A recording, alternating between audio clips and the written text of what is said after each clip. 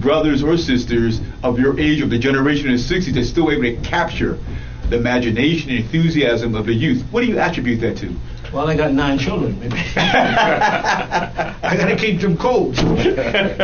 No, there's some dynamic going on. It's quite interesting for young people to come and sit at your feet and listen and respond and grab and put you on this pedestal. That's relatively unique, given the so-called notion of generation gap. And yeah, because remember, the things that we're talking now are things we learned as young people. Mm-hmm.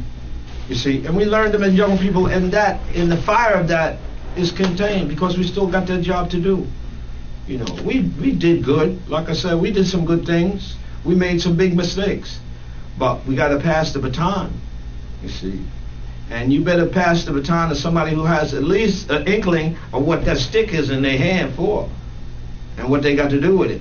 You know what I mean? Mm-hmm, mm-hmm. And so you have to make yourself understood to that generation. Like I say, I got a bunch of children. But what do you attribute to attendance? I mean, the massive attendance of young people to your programs.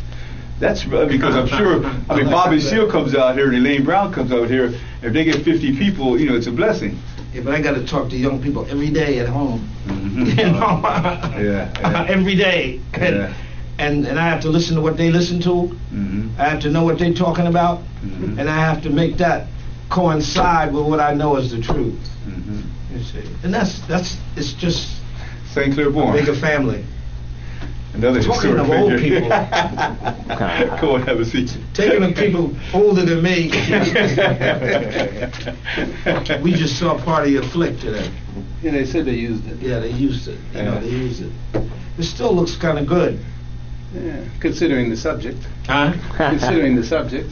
I mean, there was some really poignant stuff in there. My son playing the drums. Right. Yeah. And my little daughter who's now dead. Yeah.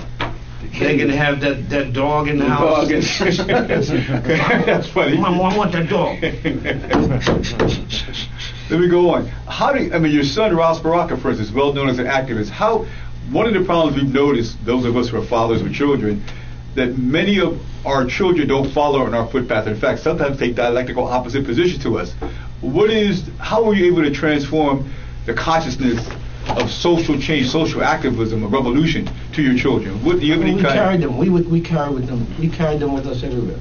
Mm-hmm. I mean, people began to laugh at that. We come in, we have 5 little ducks with us. Carried some on our shoulders. We have them there. And it's interesting you talk about Raz because there's a great picture of us in Garvey Park in Harlem. And they were celebrating Garvey and the people up there talking. And the kids are looking like